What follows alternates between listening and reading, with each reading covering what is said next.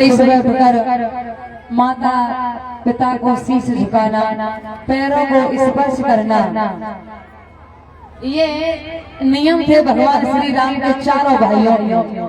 और ऐसे ही नियम करते करते विद्या को भी अध्ययन किया। घर में खेलते हैं, खाते हैं, बड़े हो रहे हैं और लड़ाई झगड़ा करते हैं। धीरे धीरे जब समय का चक्र चलता है, राजा की खुशी का ठिकाना नहीं रहा। कहाँ एक भी बेटा नहीं था। आज राजा के आंगन में चार चार बेटा है। और जब चार चार बेटा हुए, एक दिन की बात है जब भगवान श्री राम धीरे धीरे 9 वर्ष के हो जाते हैं, तब जनकपुरी में सीता का अवतार होता है। जब सीता का अवतार होता है, उधर सीता का लालन पालन, इधर भगवान 9 वर्ष के हो जाते हैं। 9 वर्ष के बाद भगवान और बड़े होते हैं तो उधर सीता की भी उम्र बढ़ती है। सीता हो जाती है उधर 6 वर्ष की, और तब तक भगवान श्री राम होते हैं 15 वर्ष के। अब याद रखना, समय को देखते हुए भगवान श्री राम लक्ष्मण को लेने आए। विश्वामित्र दशरथ से बात की कि आप हमें अपने 2 बेटे दे दो। तो राम लक्ष्मण को लेके गए। धनुष बाण हाथ में है। जैसे इन्होंने हवन किए तो राक्षस निकल के आए। सबका राम लक्ष्मण ने वध किया। भगवान आगे बढ़े ताड़का वन में। 1000 किलोमीटर में ताड़का का राज्य रहता था। कोई डर की वजह से आता नहीं था। विश्वामित्र ने कहा इनका भी उद्धार करना है। भगवान देखते रहे और आंखों में नजर डाल के ताड़का का वध किया। अब वहां से आगे बढ़े, आजमगढ़ नाम के स्थान पर पहुंचे। आजमगढ़ नाम के स्थान पर पहुंचे तो वहां से जनकपुरी थोड़ी दूर थी। जनकपुरी के आंगन में महात्मा दधीच की हड्डियों का बना हुआ पिनाक नाम का धनुष रखा था, जिस पर केवल भोले बाबा का अधिकार था। वो धनुष ही भोले बाबा का था। उनका धनुष रखा था और उस धनुष को सुनैना घर पर नहीं थी, सीता की माँ। सीता ने धनुष को 6 वर्ष की उम्र में उठाया और नीचे लीप दिया। यह दृश्य देखा राजा जनक ने तो एकदम से कहने लगे, इतनी छोटी उम्र में मेरी बेटी सीता ने धनुष को उठा लिया। अब मैं प्रण करता हूँ शादी उसी के साथ होगी जो इस धनुष का खंडन करेगा, जो तोड़ेगा उसी के साथ शादी कर देंगे। देश विदेशों में राजा महाराजाओं के पास पत्र भिजवा दिए। और जब बेटी सीता का शादी का नंबर सुना ना स्वयंवर पर, तो जवान बूढ़े जितने राजा थे सब तैयार कि धनुष को तोड़ दे, सीता को ले आए। ये किसी ने नहीं देखा कि हमारी उम्र कितनी है। सब तैयार, क्योंकि पत्र पहुंचेगा।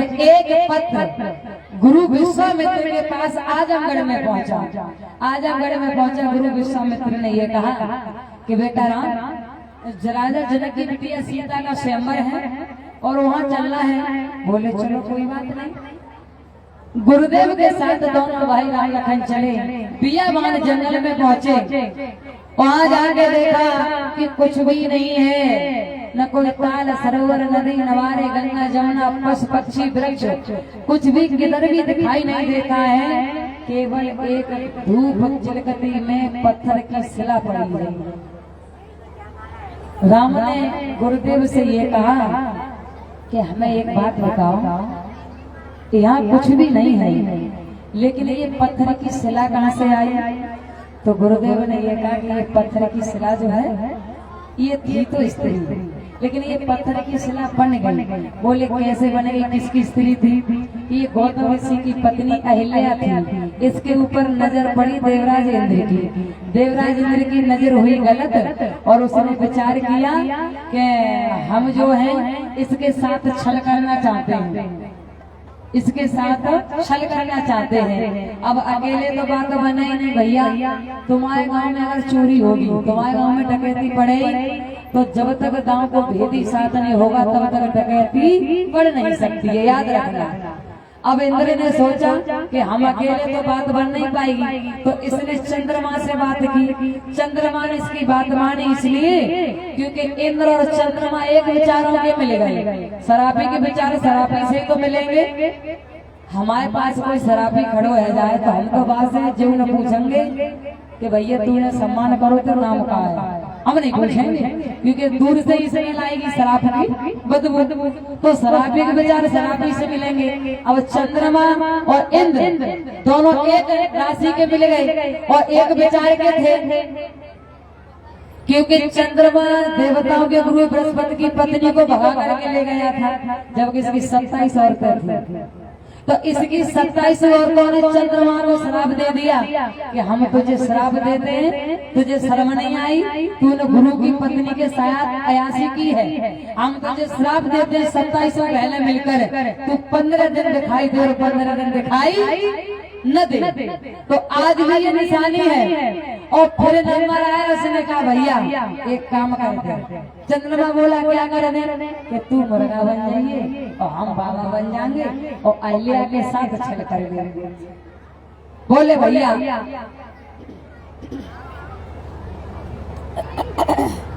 चिंता मत करो, हम तुम्हारा साथ देंगे। और तैयार हो गया, मुर्गा बन गया। बोला क्या करना पड़ेगा?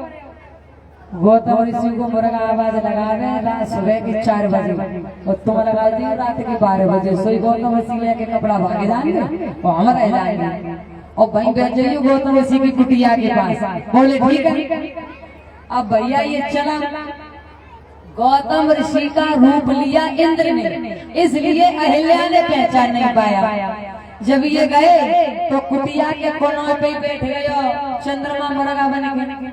जो ही रात के 12 बजे सोई बहू ने कुड़ुकू आवाज लगा दी। जैसे ही रात के 12 बजे आवाज लगाई, गौतम ऋषि ने अपने धोती कुर्ता उठाए और वो स्नान करने चल दिए। स्नान करने गए, इधर इंद्र ने मौका देखा और अहिल्या के साथ छल किया, क्योंकि गौतम ऋषि के भेष में इंद्र आया। गंगा ने आवाज लगाई, है ऋषि गौतम। बोले क्या है? आज तो तुम बड़ी जल्दी गंगा स्नान करने आए हो। बोले नहीं तो मैया मुर्गा ने आवाज लगाई है। बोले तुम्हारे साथ छल हुआ है, आप जाके घर देखो। जब गौतम ऋषि घर आए तो वो मुर्गा बनो, चंद्रमा बैठो और जो ही गौतम ऋषि को देखो तो इंद्र तो भाग गयो, चंद्रमा मुर्गा बनो बैठो वो नहीं भाग पायो। गौतम ऋषि की थोड़ी सी धोती गंगा जी के जल में भीग गई और वह भीगी धोती के 3-4 सपाके लगाए, आज भी दाग नहीं छूटे चंद्रमा की। और तब भागा और तब गौतम ऋषि ने अपनी पत्नी अहिल्या से कहा कि तू पत्थर की हो जा। और गौतम ऋषि ने जैसे श्राप दिया, अहिल्या ने दोनों हाथ जोड़े, जवाब दिया हमारी तो कोई प्रभु भक्ति ही नहीं है, मुझे तो पता ही नहीं था कि आपके भेष में आया। ये अहिल्या ने नहीं जान पाया कि आप हो या चंद्र इंद्र है, मेरी कोई गलती नहीं है। एक बात आपको बताएं, गौतम ऋषि की ही बेटी का नाम था अंजनी। अहिल्या ने ही अंजनी को जन्म दिया था अपनी कोख से। और जब गौतम ऋषि ने श्राप दिया तो अहिल्या दोनों हाथ जोड़ के अपने इंसाफ की भीख मांग रही थी। तब इसी अंजनी ने एक माँ की बेइज्जती की झूठी गवाही दी कि अपने पिताजी से कहा कि पिताजी मैया झूठ बोलती है, मैया की इस बात में राजी थी, जो ये कार्य हुआ है इसमें राजी थी मैया की। तो एक माँ की बेइज्जती बेटी ने की, माँ के दिल पर क्या बीतती होगी। तब मैया ने माँ होकर के बेटी को बददुआ दी और उनको श्राप दिया कि तूने अपने माँ की बेइज्जती की है, माँ की इज्जत के कीचड़ उछाला है, मैं तुझे श्राप देती हूँ कि तू भी कुंवारे पर बेटे को जन्म देगी। उसी अंजनी ने और पवन पुत्र हनुमान को कुंवारे पर जन्म दिया था। मेरे श्रोतागण बंधुओं, जिसने जैसा दिया है उसको वैसा भरना पड़ेगा, चाहे बेटा बाप हो या माँ बेटी हो, कोई भी हो। इसलिए कभी भी भूल कर भी ना किसी का अपमान करो, ना किसी के साथ गलत करो। और सबसे बड़ा पाप होता है दरवाजे पर आया हुआ अतिथि अगर दुखी होकर के चला गया तो तुम्हारे तमाम भंडारे से कुछ होने वाला नहीं। बोलिए पवन पुत्र हनुमान की जय। जैसे इनको श्राप दिया, उन्होंने कहा तुम पत्थर की हो जाओ। तो भगवान राम बोले तो गुरुदेव अब क्या करना चाहिए? बोले अब इसका उद्धार होगा, आप अपने चरणों की रज लगाओ। वो तो पत्थर की हो गई और ये आपके चरणों की रज की प्यासी है। तो भगवान ने अपना ऊंचा पैर उठाया। भगवान कभी भी अपना पैर किसी भक्त में नहीं मारते, ये ध्यान रखना। तुम सोच रहे हो कि भगवान ने चढ़ मारे थे उस पत्थर की शिला में, नहीं।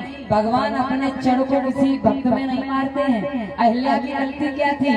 उन चढ़ को उठाकर ऐसे हिला दिया जो भगवान के पैरों में जो धूल मिट्टी कण थे वो अहिल्या के उस पत्थर की शिला पर पड़े और पत्थर की शिला से मनुष्य योनि में आती है अहिल्या। भगवान को प्रणाम किया राम को, और प्रणाम करने के बाद अहिल्या पति लोग के लिए प्रस्थान कर जाती है। तो बोलिए अहिल्या मैया की जय। कितने लोगों इंतजार किया था कि कब आएंगे भगवान, कब हमारा उद्धार होगा। याद रखना सबर का फल मीठा होता है। उनका उद्धार किया। अब भगवान बड़े आगे बढ़े। राजा जनक की फूल बगिया के पास पहुंचे।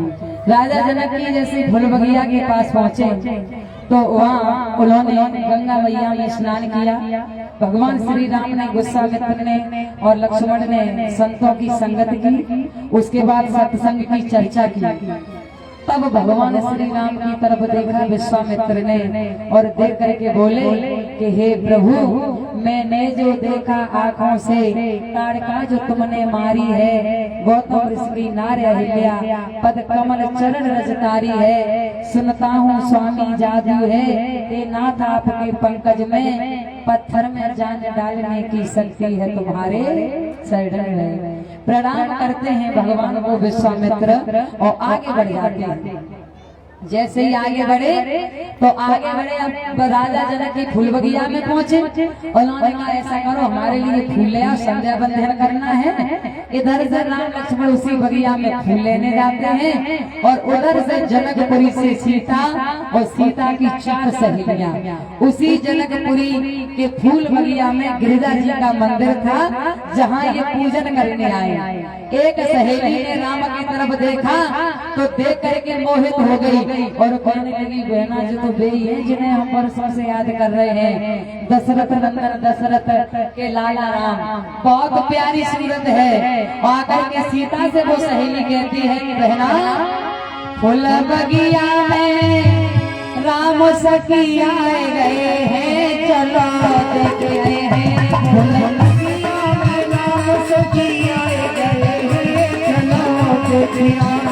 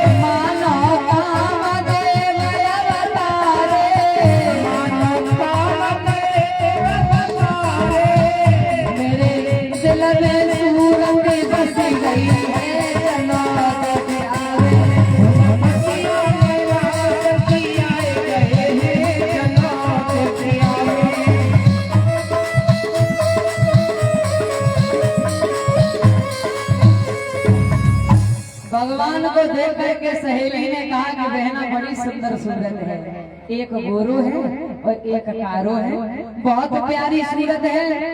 सहेली ने जैसे सीता से कहा तो सीता को बुला के लेके आई और जैसे सीता ने भगवान श्री राम की तरफ देखा, राम ने सीता की तरफ देखा तो ऐसे मोहित हो गए, न जाने इनको कब से मिलन है।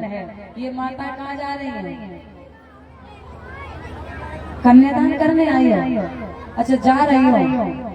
अच्छा तो अब काय को जा रही है? भंडारू भरो जागो खाए भैया, भंडारू तो तुम लोगों के लिए बन रहे हैं?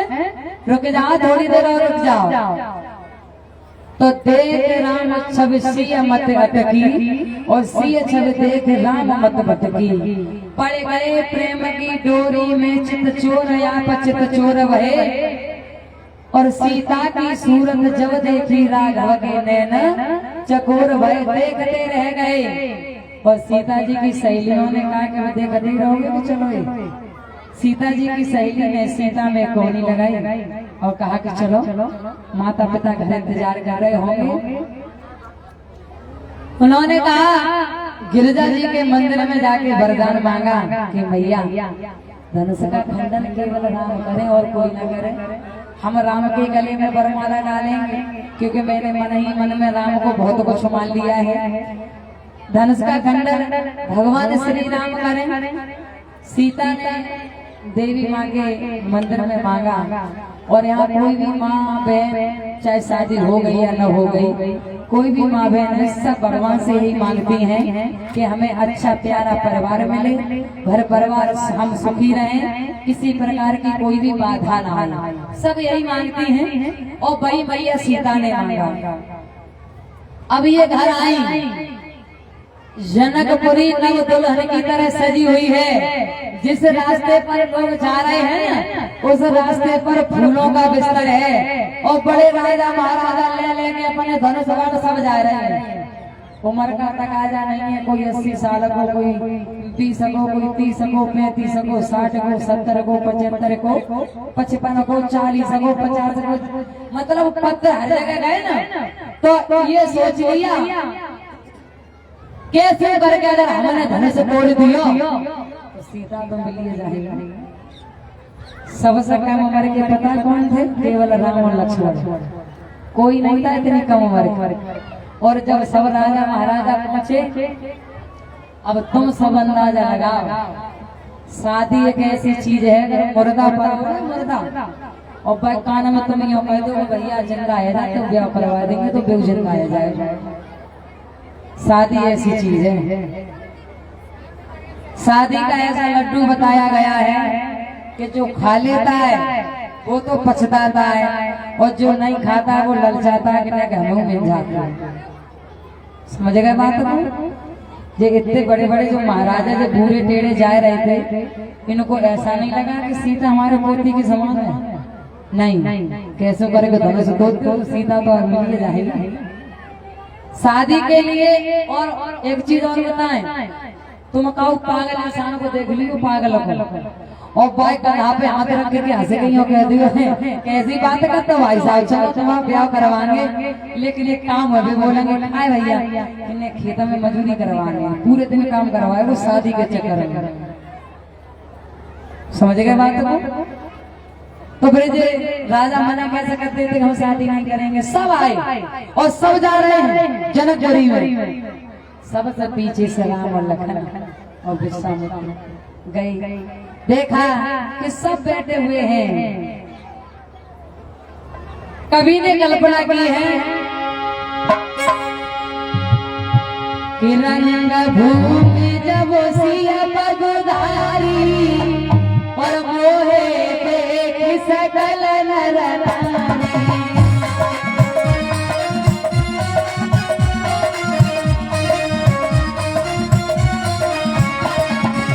मोहे नारी नारी के रूपा पल नारी यही रीति अनुपा।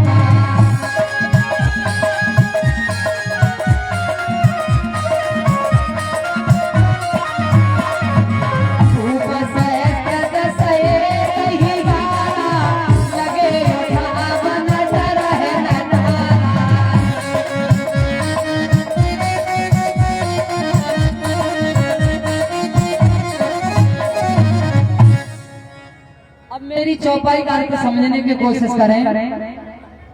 लिखने वाला राइटर एक है, चौपाई तीन है, तीनों के अर्थ अलग हैं। रंग भूमि जब सिए पगुधारी मोहे देख सकल नर नारी। वही राइटर नीचे लिखता है मोहे नार न नार के रूपा और पन्नगार यही रीते अनूपा। सदियों से ये चर्चा चली आ रही है कि स्त्री स्त्री को देख करके मोहित नहीं होती है। जब हमारे भैया लोग ये अपने घर पे जाएंगे कल दूसरी स्त्री की अपनी स्त्री के सामने बढ़ाई करते हैं, फिर देखो कैसे महाभारत शुरू हुई। क्योंकि नारियां दूसरे की बड़ाई सुनने को मंजूर नहीं है। अब फिर कहा कहेंगे सो तो बता तुम क्या जानो, हमें पता बा के बारे में कैसी है, तुम क्या जानो हमें जानता है। तो ये क्या है, मोहे नारी न नारी के रूपा। स्त्री स्त्री को देख करके कभी मोहित नहीं हो सकती है। और अगर आपको ऐसा लगता है ये गलत है तो हम प्रमाण करके दिखाएंगे। जब किसी भाई की शादी होती है और जो दुल्हन आती है उस दुल्हनिया को देखने के लिए सब माताएं जाती हैं। कोई साड़ी लेके, कोई बिछिया लेके, कोई चीज लेके, कोई पैसा लेके, सब देखने जाते हैं। काय के बहू की मौत घरोनी करे आए, 4-5 है के घटिया आवे और मौत घरोनी के बाद क्या कहेंगी, वहाँ तो कुछ ना कहेंगी, वहाँ तो यहाँ कहीं सही है, सबका सही है भैया, बहुत अच्छी डोरी है, कहाँ तक करी थी। और जो वहाँ से मौत घरोनी करके निकली फिर गेल में आई। अब गेल में की चर्चा शुरू होने दो, क्या कहेंगी सोना बहुत बढ़िया है, लंबी है, लाकारी है, अच्छी है, लेकिन एक नाक छोटी है। मोहे नारी न नारी के रूपा, याद रखना कभी मोहित नहीं हो सकती। नाक न बताएंगी तो यो कह देंगे कारी है, या यो कहेंगी गोरी धोले के छवि ना है। कभी स्त्री को देखकर के स्त्री मोहित हो नहीं सकती है। तुम्हारी तरफ से तो मुझे जो इशारों न मिलते, अगर तुम्हें सही लग रहा हो तो हमें महसूस तो हो कि सही लग रहा हो, क्योंकि मटेला सी बैठी है वैसे ताड़ी गजा तो कुछ मालूम पड़ेगा हमें सही लग कुमार के देखे। तो याद रखना मेरी माता, जैसे इन्होंने कहा अब चौपाई तीसरी है, भूप सहस्त्र 10 एक ही बारा, लगे 58 तरह नटारा। भूप माने राजा, सहस्त्र माने 1000, 10 माने 10,000, एक ही बारा और लगे 58 तरह नटारे, यानी 10,000 राजा को एक ही बार में लगा दिया था कि भैया धनुष तोड़ दो। और 10,000 राजा लग गए, लेकिन 10,000 में से 1 रुपया धनुष जय चौपाई करते है, चौपाई करते यही है, यही है। वे मोचनवा दोनों बाबा यूं कह रहे हैं जय है बाबा, चौपाई करती है नहीं है, समझने की कोशिश करो। अगर आप अंदाजा लगाओ, अगर उस धनुष को एक बार में 10,000 राजा जा रहे हैं तोड़ने के लिए, 1% किसी भी तरह से धनुष टूट जाता तो फिर सीता 10,000 राजाओं के गले में वरमाला डालती नहीं, डालती ना। तो इस चौपाई को जब पढ़ते हैं ना तो बड़ी कठिन लगती है, और जब बार बार पढ़ेंगे ठेरेंगे तो अर्थ निकल के आ जाता है। चौपाई का अर्थ है एक दिन में एक ही दिन में 10,000 राजा को आदेश दिया गया कि एक बार मौका मिलेगा, धनुष टूटता है तो ठीक है और नहीं टूटता है तो एक तरफ बैठ जाओ, लेकिन काऊ राजा पे धनुष नहीं टूटो। और जब राजा पे धनुष नहीं टूटो, सोई राजा जनक खड़े हो गए और सभा में हाथ उठा करके बोले कि मुझे लगता है तो हमारी बेइज्जती होगी कि इस दुनिया में उन पुरखों की संतानों में वो ताकत नहीं है, वो दम नहीं है जो इस धनुष का खंडन कर सके।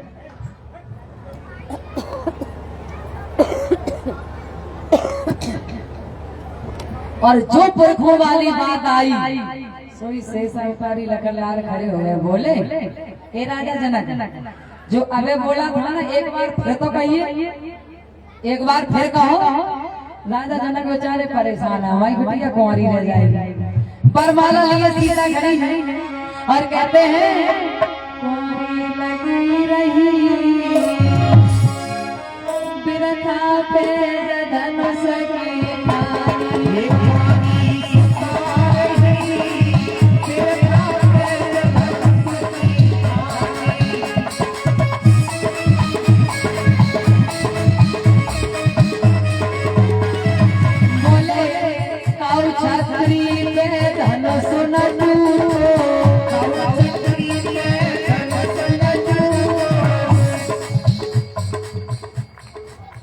तुम्हें ना हमारी के समय न इनके के समय न भगवान के समय, तुम्हें अपने अपने अगल बगल वाले के समय पड़ोस में। अब देखेंगे किन्हें मारते होगी।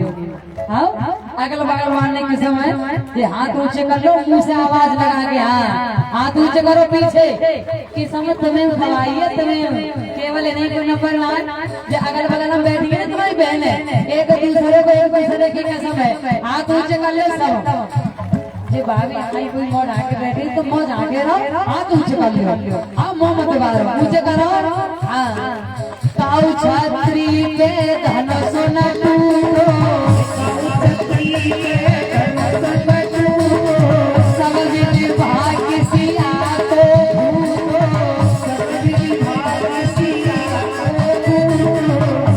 सभा में हंसी भाई बिरथा पे धनुष की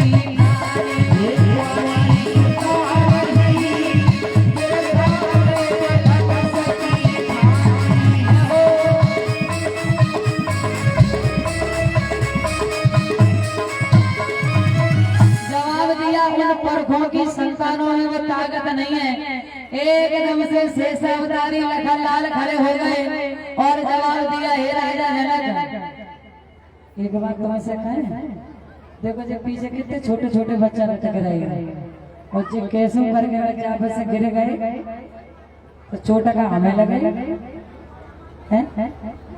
अच्छा वो तुम्हें यूँ बता कि इन बच्चों की मम्मी कौन सी है, मम्मी से मिला दोगे सब चीज छोड़ दो, इन बच्चों की जो मम्मी है ना उनसे मिला दो।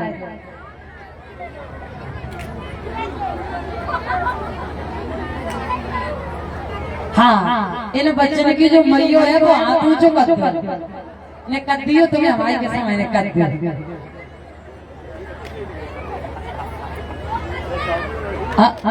हाथ ऊंचे न करें। ये लोग देखो एक बात होता है, इन बच्चों का तुम्हारे तो मतलब जो एक ही है कि ज्यादा है, बच्चों का ध्यान वो नहीं रखते हैं जिन्हें कहने गिनते होता है। समझ गए बात को, जिन्हें खबर ही है कि हमारे पास है बाहर तो वो ध्यान नहीं रखते हैं। मैया कम से कम ज्यादा बच्चों को ध्यान रखो करो। ये छोटे छोटे ब्रदर मेन चीज है कि लोही की चीज पर नहीं चढ़ना चाहिए। अगर बच्चा गिरेगा तो दिक्कत होगी, फिर तुम ना कर दो फिर वो बंद रह जाओगे कर लेते हाथ जोड़ के निवेदन जो मुझे फिर आएगा है कि नहीं ना बताता।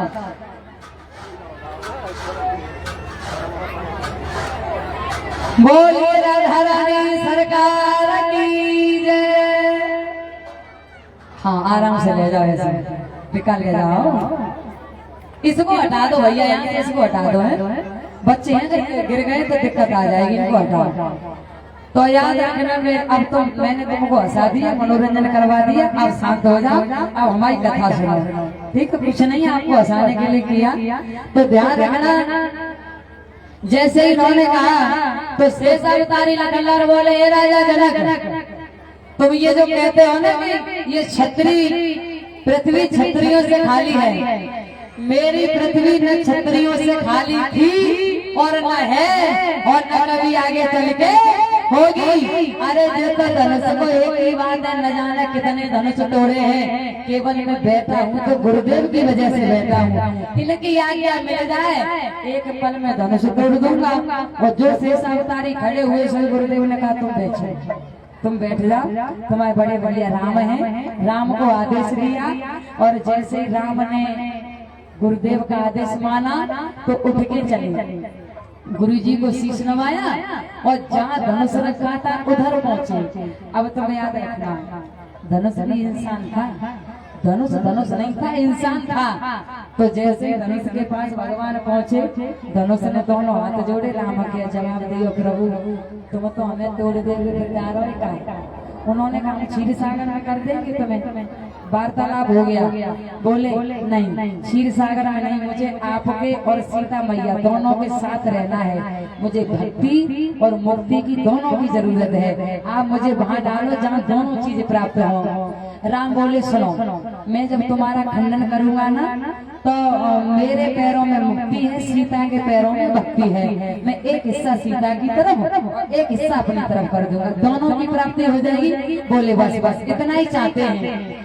धनुष ने हाथ जोड़े, जैसा था वैसा हो गया और जैसे ही भगवान जो थे गए और धनुष को उठाया, धनुष का जैसे ही उठाने का प्रयास किया, और जो बैठे थे ना बड़े बड़े राजा महाराजा, सो पता क्या बोले हैं, अब चीटी चली पहाड़ को उठाने, हम इतने बड़े बड़े राजा महाराजा थे और हमने धनुष नहीं उठा पाया, और ये छोटे छोटे धनुष उठाएंगे, लेकिन भगवान ने किसी की तरफ गौर नहीं किया।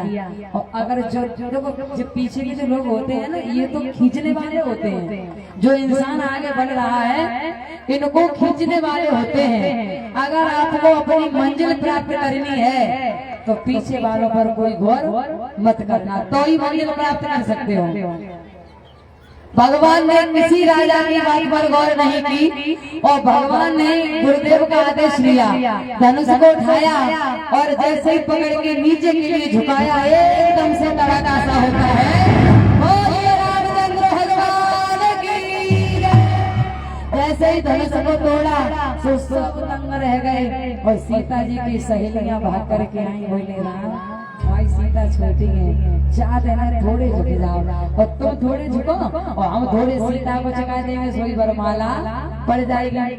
अब कहा बोले सीता की सहेलियों ने कहा, तो राम जो थे बेचारे, राम लक्ष्मण कितने चालाक नहीं थे, राम झुकने को तैयार भाई, तो जो झुकने को तैयार भाई सोई लक्ष्मण आए गए और एकदम से पकड़ जाओ, भैया भैया नहीं झुकना मत, क्यों क्या हुआ, शादी भाई बात है, वो पहली बार अगर झुक गए फिर झुके ही रहोगे जिंदगी भर, पहली बार झुक जाओगे तो झुकियो मत, झुकने नहीं दिया। भगवान सीधे खड़े हो गए, सीता जी बेचारी जैसी खड़ी रह गए। उन्होंने कहा अब क्या करें, अच्छे खासे झुक रहे थे, सो इन्होंने लक्ष्मण ने और खड़े कर दिए।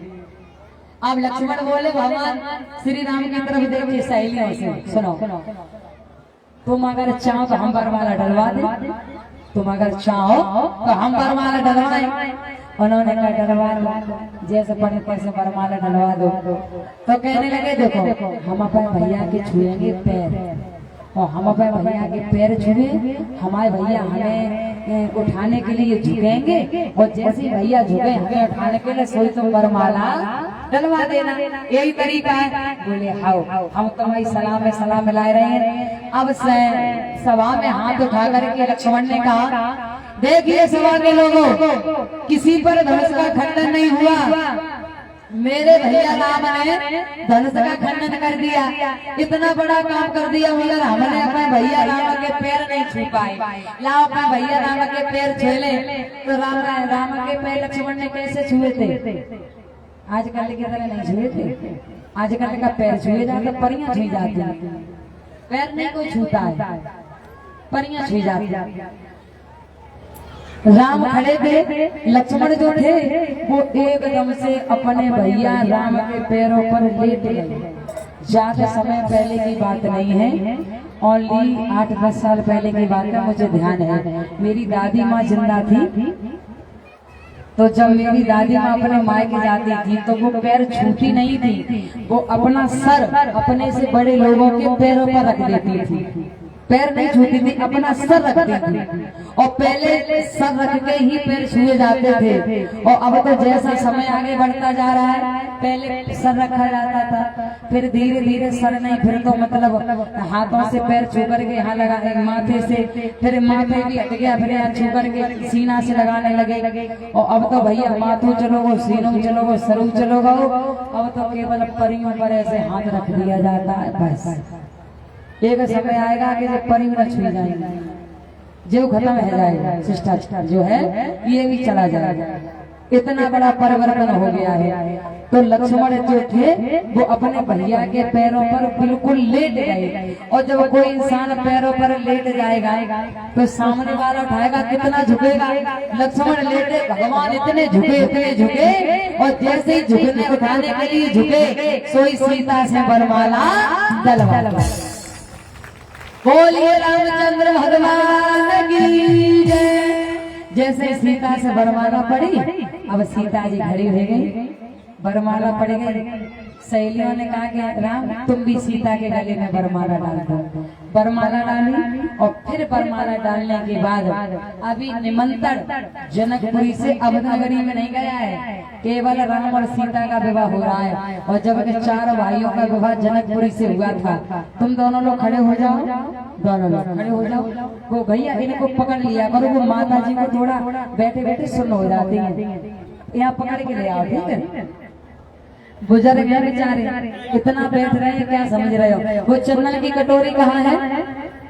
नीचे तो नहीं है। जो वो थाली थी, सिंदूर वाली थाली कहाँ है? वही दे दो। पहले आप लोग तिलक करके और भागवत का, ठाकुर जी का कन्यादान करेंगे आराम से। उसके बाद जो माताएं कन्यादान के लिए लाई हो तो वो अपना चला देना। अब जैसे ही भगवान का कन्यादान होता है, वरमाला पड़ी, वरमाला के बाद इस प्रकार से कन्यादान हो रहा है। बोलिए रामचंद्र भगवान की जय। हो हरे पास मंडप छाए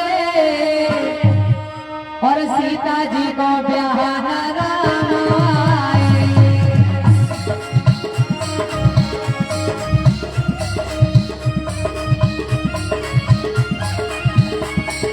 हरे पास मंडप छाए, सीता जी को ब्याह राम आए।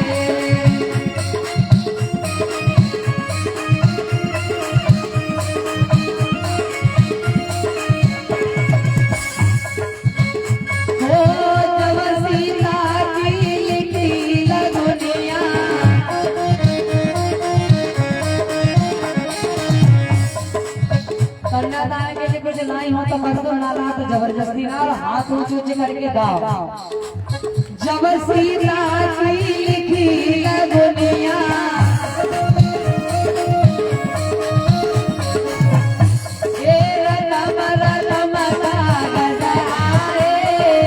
सीता ब्याह राम आए।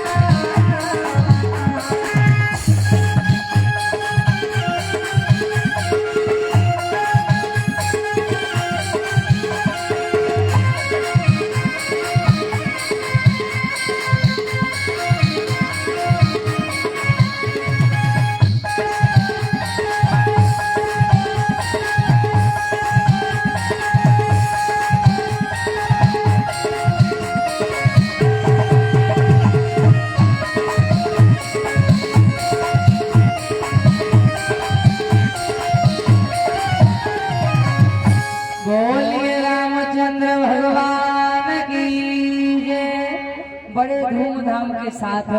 और सीता ने आपको कन्यादान करना चाह करो, हम कथा बढ़ाएंगे। सीता जी का कन्यादान हुआ, सब जनकपुर वासियों ने कन्यादान किया। कन्यादान करने के बाद भामरे पड़ी, और भामरे पड़ने के बाद जब सीता राम का विवाह हो जाता है, तब राजा जनक ने अवध नगरी में पत्र भेजा।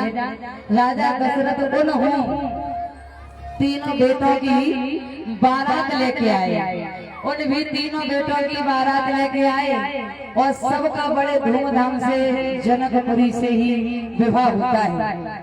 राम के साथ सीता, भरत के साथ मांडवी और लक्ष्मण के साथ उर्मिला, शत्रुघ्न के साथ कीर्ति, चारों भाइयों का विवाह हुआ बड़ी खुशियों के साथ। और इतना दहेज दिया, बहुत ज्यादा। विवाह होने के बाद अपने आजकल की तरह उन्होंने बारात को नहीं रोका था।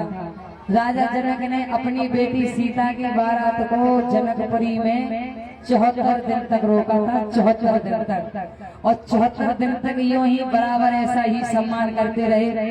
आपने गौर किया होगा, आज के जमाने में जो शादियां होती हैं और शादियों में जो बारात वाले की इंसल्ट होती है, बेइज्जती किसके कारण होती है? ये जो बारात वालों की बेइज्जती होती है ना, कोई तो खाना नहीं देता है, ऐसे भगा देता है। ये किसके कारण होती है? केवल लड़के वाले के कारण। इन्होंने लड़के वाले से रुपया तय कर लिया 6 लाख, और बापे 1 रुपया नहीं छोड़ो। और जे लड़के वालों यूं कहते, भैया देखो हमारी और तुम्हारी बात है 6 लाख, अब हम 50,000 अपनी तरफ से तुम्हें दे रहे हैं और हमारे बारात वालन की खसामत ने अच्छी तरह से कर दियो। तो वो में 1.5 लाख और मिलावे और यूं कहो सामने वाले 50 दे, हम अच्छी खुशामद करेंगे। और लड़की वाला जब पहले से ही वहाँ पे देखे कि चवन्नी गिना लेते हैं तो खुशामद भैया कहाँ से हो गई? बेइज्जती तो होगी। तो बेइज्जती कौन कराते हैं? वैसे मेरे हिसाब से दहेज लेना और दहेज देना दोनों ही बंद होना चाहिए, दोनों पर ही रोक लगना चाहिए। क्योंकि कब वो पैसा है, कब गरीब भैया की बिटिया है, तो वो कहाँ से क्या करेगी? ये सब चाहते हैं बेटी हमारी सही घर में पहुंच जाए। 74 दिन के बाद बेटी की बारात की विदाई की और उसी के साथ फिर बेटियों की विदाई हुई, सीता जी की विदाई हुई। कभी ने कल्पना की है माता पिता के पास बेटी जैसा जो धन दे देता है, और वो क्या धन देगा? हाथ सीता का राम को दिया। राजा जनक अपनी बेटी की विदाई कर रहे हैं। हाथ सीता का राम को दिया, जनक राजा देंगे और बेटी बाबुल के पिता टुकड़ा, बेटी बाबुल के पिता टुकड़ा, दहेज कहा इससे बड़ा। हाथ सीता का को दिया, जनक राजा देंगे और क्या।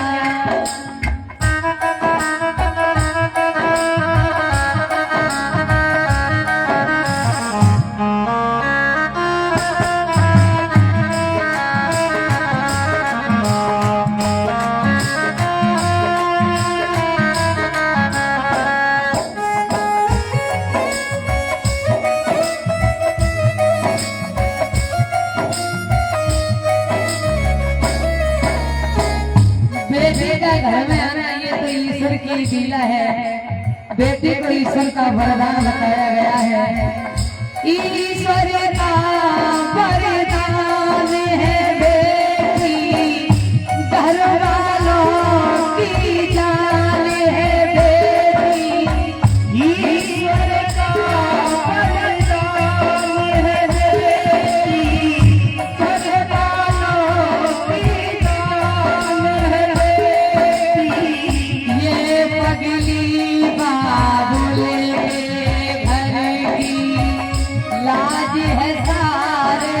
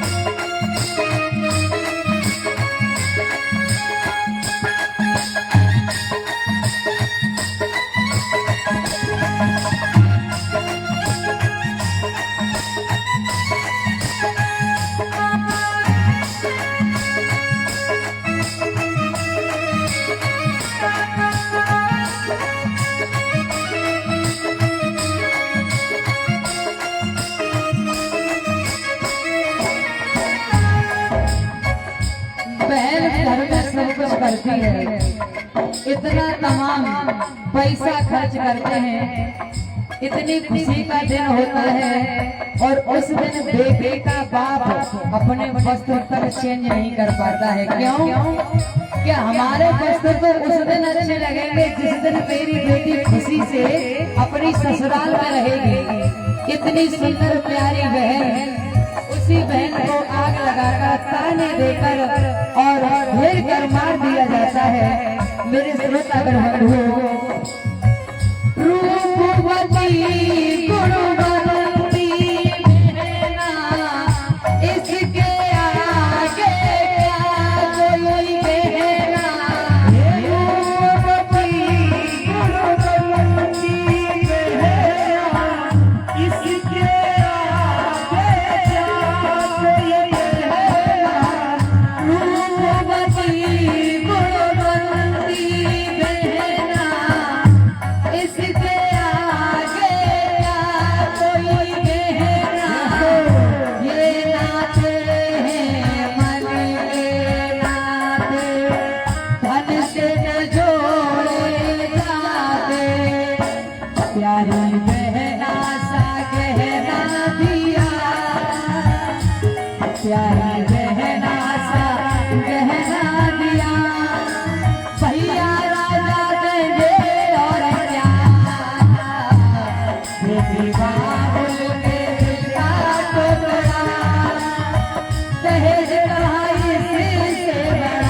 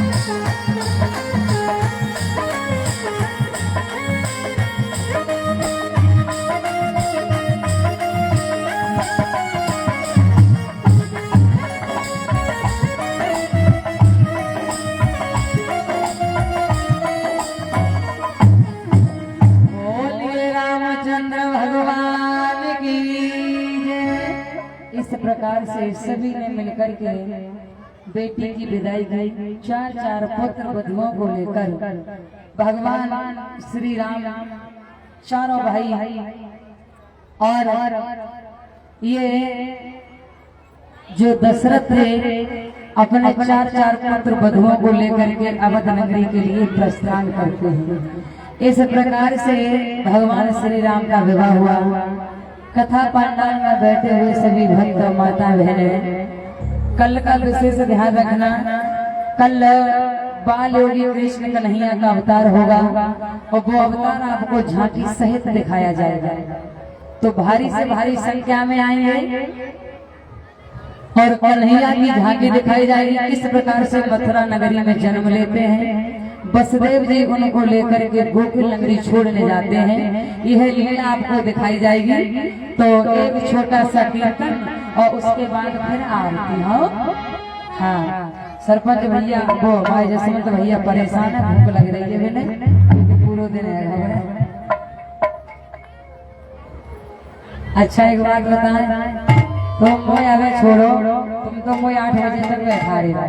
हम तुमसे यूँ न कहेंगे कि मुझे भूख लगी है या हम थक गए हैं, कुछ नहीं कहेंगे, कुछ भी है।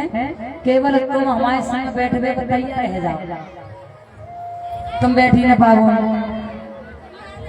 तो ठीक है, एक छोटा सा कीर्तन बोलो कि जय राम लला जय जनक लली और जय जय लक्ष्मण बजरंग बली। जय लक्ष्मण जय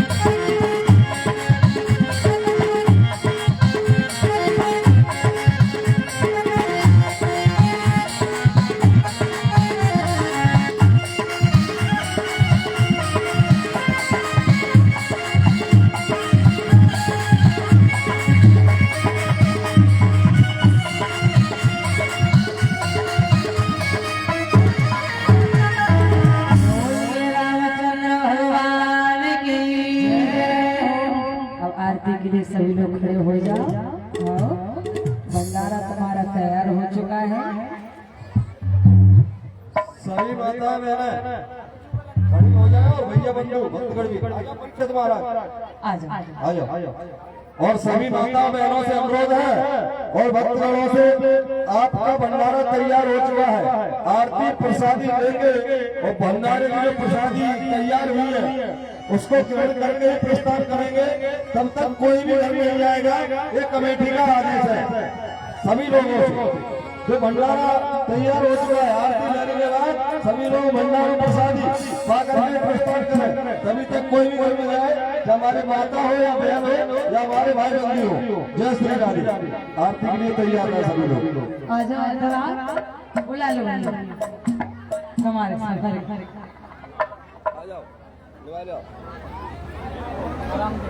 धीरे धीरे घुमाना, ठीक है। अच्छा, ये आरती जो है इस पर वैसे कमेटी वालों को भी हाथ लगाना चाहिए। आरती से, आरती की थाली से।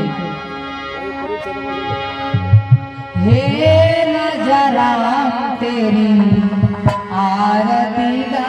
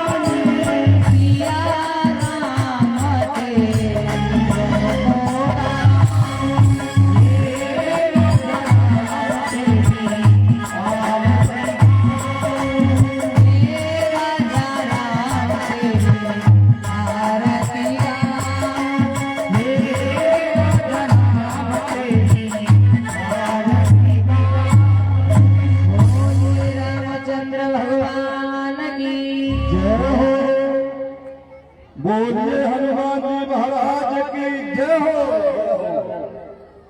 Hello hello